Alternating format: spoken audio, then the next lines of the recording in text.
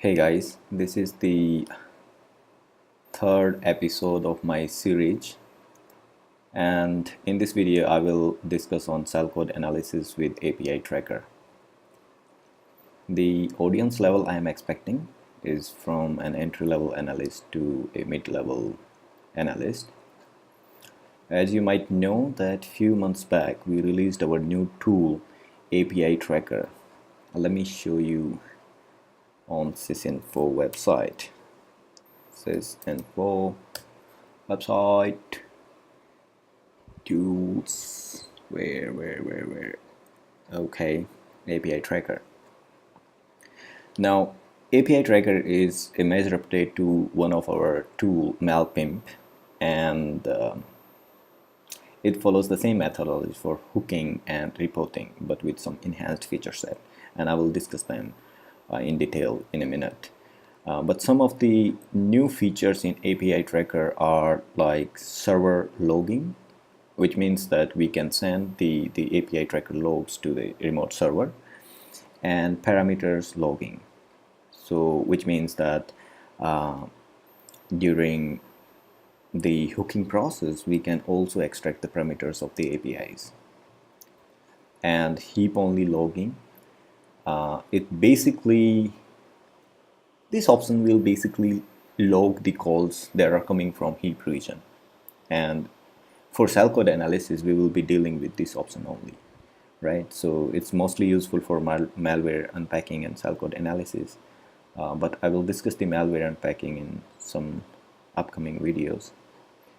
And module based logging, this is some fancy feature that we can say, in which we can define the modules and we will log the API calls only from those modules only, right? It's helpful when we have to analyze some sort of DLL, or where we are very specific that the API calls are coming from these loaded modules, and we just want to monitor the API calls from those loaded modules, right? And you can go on GitHub page to download the tool, and then yeah, all right.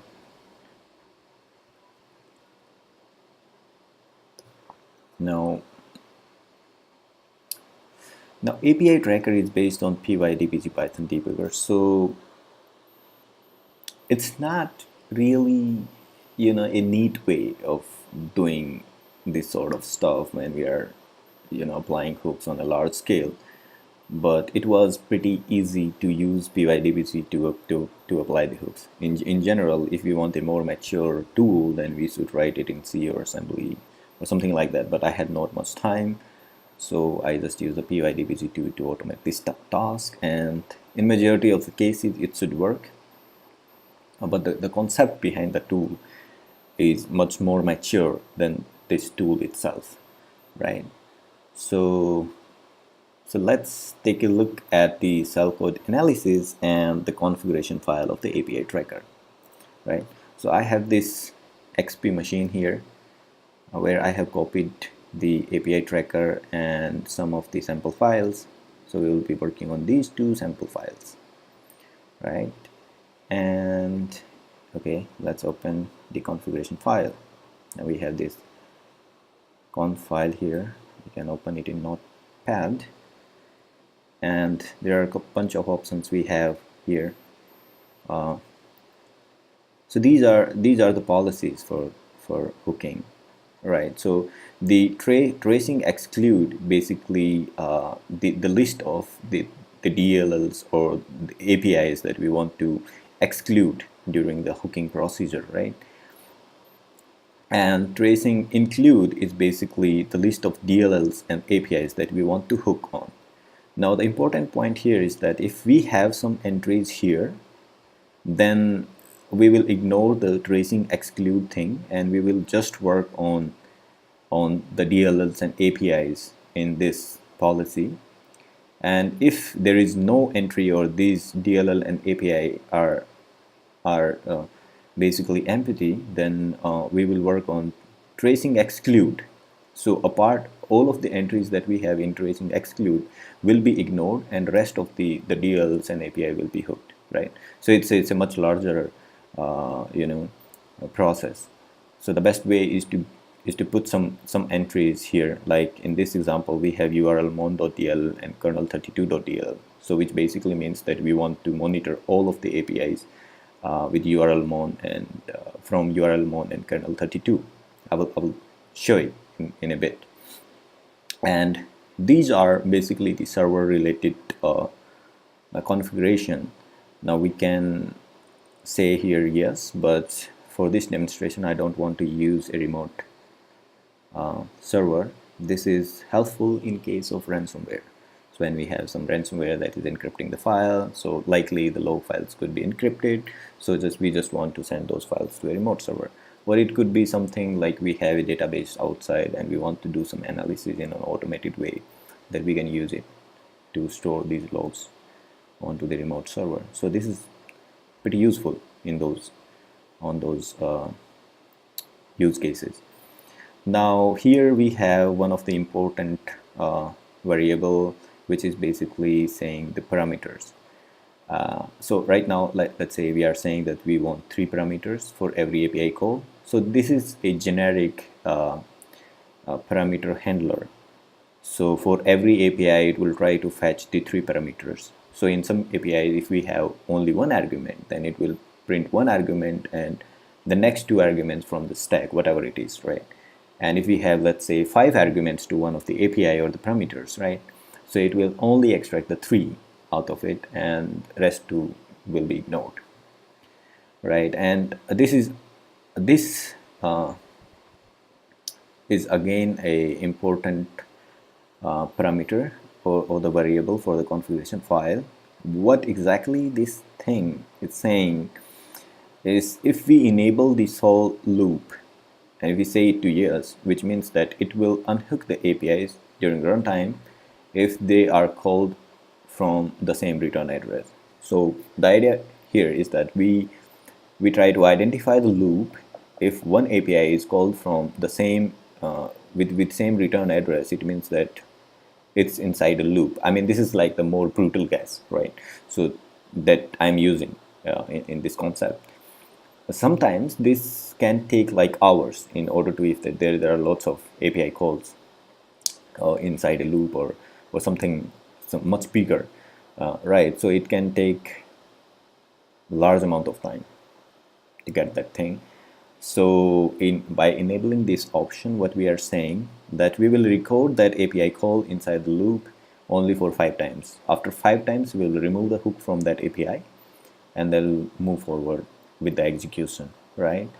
So now the drawback here with this this configuration is that sometimes it is possible that an API is called with the same return address, but it's not exactly into a loop, but there are many functions that are calling the same function again and again, right? And so in those cases we might miss some of the information, but it should give, from an analysis point of view, it should give a good idea about like what exactly is happening into the application, right? And the next configuration option is basically an arguments to the application. Now I will discuss more about it in my upcoming videos where we can use this, but for this demonstration, for the Shellcode analysis, we will not use this option. Now the important one for here for us today is the log heap option, right? So it is right now it's saying no. So when we enable the log heap to yes, it will log the calls from heap region, and it basically saying that heap region or the stack region, whatever it is, basically with the mem private permissions, or you can say the type of memory, right?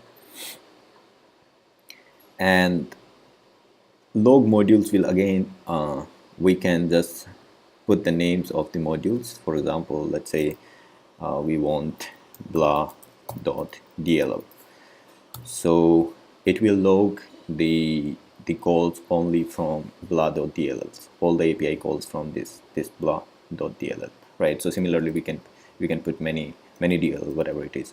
So it is mostly useful when, let's say, when we have a run DLL, when we have a DLL to analyze, right, and we are using run DLL. So we can just put that DLL that we want to analyze into the arguments, and then we can launch the run DLL with that, right? And in log modules, we can put the name of that DLL that we are using as an argument to run DLL, right? So it will log all of the calls from that DLL, all of the API calls from that DLL.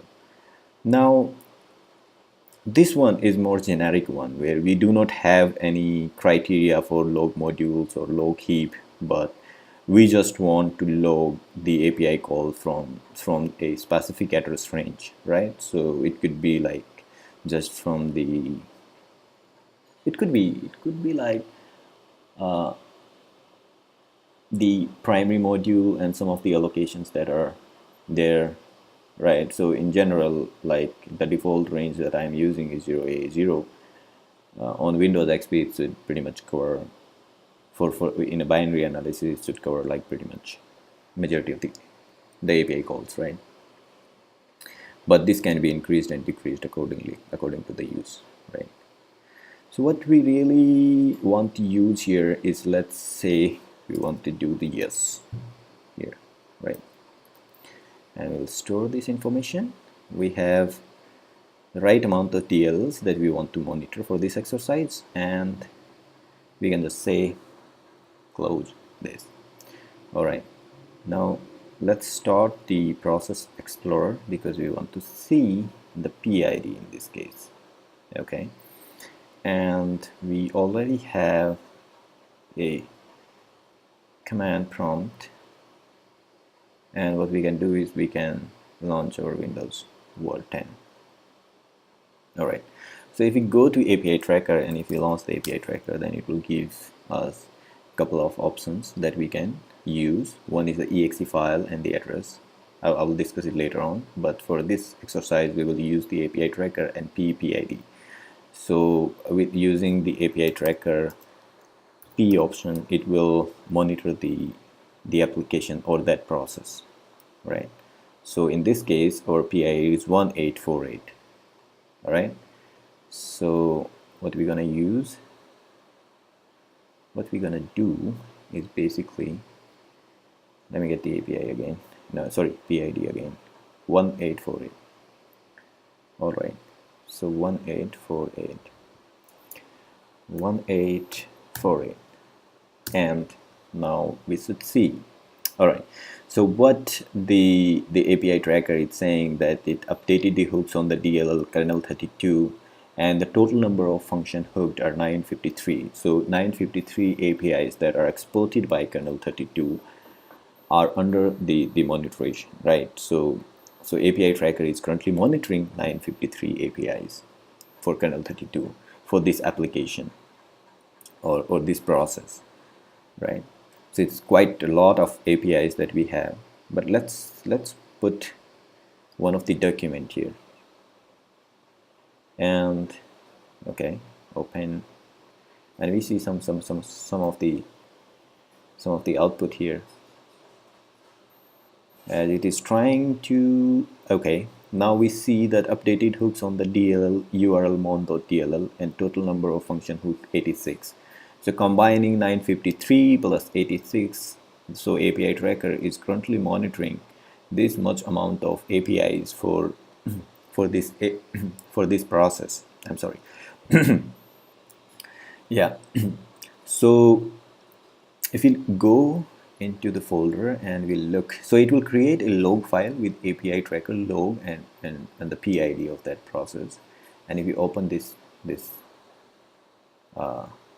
log file that APITracker created, then we see all of the output that we saw onto the console, right? Updated hooks on the DL, kernel 32, total number of function hook 953, and now we see some of the important information like return address, right? So this is the return address for the API call that we are calling in this line. This is the return address, and it will then give us a memory type information, which basically saying is the mem private. right? So it's a private memory allocation on the return address, right? And it's again saying another very good information is call from. So if it is from a module, then it will report the name of that module. And if it's not really from a module, or if from some dynamically allocated memory like heap, then it will give the name like this call is coming from heap, and then it will report the name of that API, right? So name of the API is load library, and on the second line we see the parameter for this API, right? So the parameter for load library is this is the address where we have this string, right? So url_mon.dll is basically at this address. So it is reporting the address as well, and the string at the address. So it's again a very useful information. Now we again on the next line we see that it's using url_mon.dll because we had url_mon into our configuration file, right, that we wanted to monitor, and total number of function hooks is 86. And again we see that the return address is from the same similar location like 57570D BCF3, right? And mem type is mem private, call from heap again, and call API url_mon URL download to file A. So basically and in the parameters that we see this is the address and this is the string, right? This is the URL, and this is where with the name that it want to download and store here, this file. So with the URL download to file, we can say that it's the exploit or the shellcode is trying to download this file and store it with this name. And then again we see a kernel32 API called winexec to create a process out of it, right? Since the URL is down, so it was not there, so we do not really have any process here because the URL was down, right? So it's used an exit process, basically a clean exit, right? So if we had any estimate file there, then it could have like downloaded that file and executed it onto this machine, right? So this is a pretty good information for shellcode analysis. Now this is a much filtered information when it compares to all of the APIs that we are hooking, because we are just logging the calls only from heap.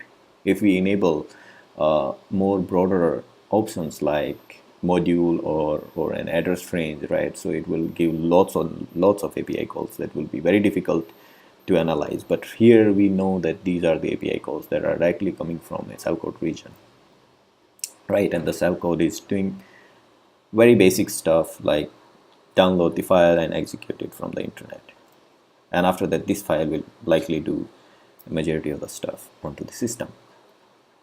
Okay, now let's take an example of the another document that we have for analysis.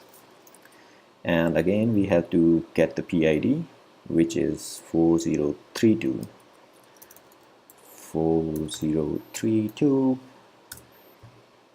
and again we are hooking the kernel32 953 functions under monitoration, and we want now B to be executed. Okay, again we have this. Now if you go to the log file, then it's 4032 is latest one, and again it's hooking the API. It's again calling a load library, and again URL download to file, but in this case the URL is different. Now the important point here we have to see, first of all, the URL is different, and second thing is the HTTPS, right? So it's downloading a file on a very secure, okay, it's an SSL traffic, so I don't know like how do you call it. It's very secure or just an SSL traffic, right? So in general it's much more secure than than the HTTP connection, right? And normally the network devices that want to extract this object from the wire, they can't because the traffic is under HTTPS connection, right? And it's doing the same thing. It's executing this downloaded file using winexec and then exit process. Again, the URL is this is down, so we do not really have any process here to show, right? But in both the cases, the shellcode is pretty much doing the same thing. There is only a change of the URL, right? And we have the same sort of information here. So both shellcodes are pretty much same, but there is only a difference of the URL and the binary, of course. So let's take a look at, based on this information, what we can do. Let's go and find out what exactly the shellcode is and how exactly the shellcode looks like. Let's say we want to hook an API winexec because we saw it in our APITracker, and we put a breakpoint here. So the breakpoint, you can put, just double click on this section, or yeah, just double click on this section and put aa.doc here, open it. We should see something here. Okay, why it's taking too long?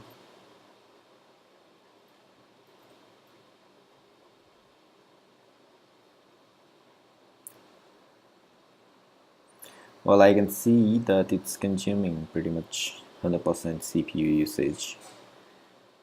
But okay, finally we have our call winexec. And if we go to this address, because the call is coming from this address and this is our return address, right? So that's the beauty of return address. Like, we can go back and we can see from where the call is coming. As you can see, the call is coming from this call EAX. But if we go slightly on the upside, we see some of the hashes that are likely related with the API hashes to resolve the API hashes. But if we go here, we see something important, right? We see the call to an FS register. Now this is XOR ECX and ECX, which basically zero out the ECX, right? And let's say if we put a new origin here and we call out ECX, which basically is a zero, right? Because it's an XOR operation, and we are using FS30, which basically the PEB, process environment block, in Windows operating system. Now we can now what this instruction will do is that it will put the PEB address into EAX, as you can see. Okay, so this is the PEB address into EAX, and then it will go to a, PEB is a very large structure, right? So there are many things inside it. But in this instruction, what the code is doing, it is using the value at plus C offset, right? So EAX is basically the PEB address and plus C inside it, which means that it's trying to access the LDR structure. Okay, so now we have the LDR, and then it's using the 14 inside it at this offset, which is basically a memory order list, and it will give the list of a linked list of all of the loaded modules into the memory of this process, right? So we have in ESI, which basically list, and then it will get the address inside EAX and change the ESI, go through the linked list, right? So this is basically 3C, and go through the PEB export table and go through the functions for the DLL. And this is basically the hash for one of the the API, right? As you can see in EAX, right? If you can see into the EAX, right? Just monitor the EAX as I'm executing. It's going through to the exported API, right? Now if you just hook here, put a breakpoint here, and got the address for the get proc address from kernel 32, and then it will use that to actually resolve more APIs like load library, right? And then it's using again url-mon.dll that we saw in our APITracker log file, right? It's using the url-mon.dll, and then it's doing again that get proc address using url download to file. Okay, so we have the address from url download to file, and you can jump to call. Okay, it's jumping here. We can go and we can see what exactly. So what this function is doing is just coming here, and we can call the URL download to file, right? And if you look at the address, right? So this was the address that we reported. This was the URL that we reported in APITracker, and this is the where it will store the file. I mean, after download, it will store the payload in this file, and after that it will execute the file, right? Okay, so it will wait for URL download to file. Since the URL is down, so it will go again and do the stuff. So all in all, it's like pretty basic shellcode. It's like very basic and vanilla type of shellcode. You have pretty much everything in plain, and yeah, it's very basic. I mean, there are like much more complex shellcodes that can do much more stuff, but it's very simple. It will download the file from internet, and then it will execute it, and all of the information that we saw right here, we also saw that information into our APITracker log file, right? Let me open again. Yeah, you also saw that, right? So just to give you an idea like what exactly we can do with the APITracker, that I will most likely discuss in my upcoming videos, but let's say that instead of kernel 32 URL mon, we want adwepi 32.dll. This is the DL, and so let's say these two DLs, and we just remove the heap option because it's like more filtered one, and we just want to monitor the APIs between these addresses. Now let's say if we go back and we say C Windows Kelsey, no, not that.exe 0, and we try to execute this, so we'll see these are the APIs, and let's say we are writing something, we can do save as ab.txt,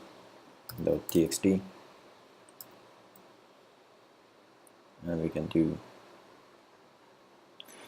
and as you can see, right, so even in this case, whatever we have written right is on our console that we have using write file, set end of file. So it is explaining like how many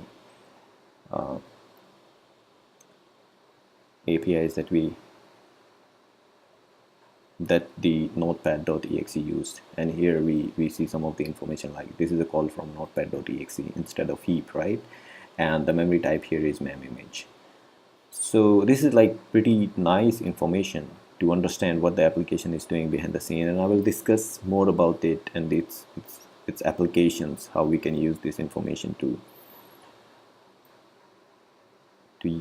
for more deeper analysis of the malware, and even in case of benign applications, just to figure out what they are doing. Okay, so yeah, so that's all about this episode. Yeah, see you in the next video. Thank you. Bye.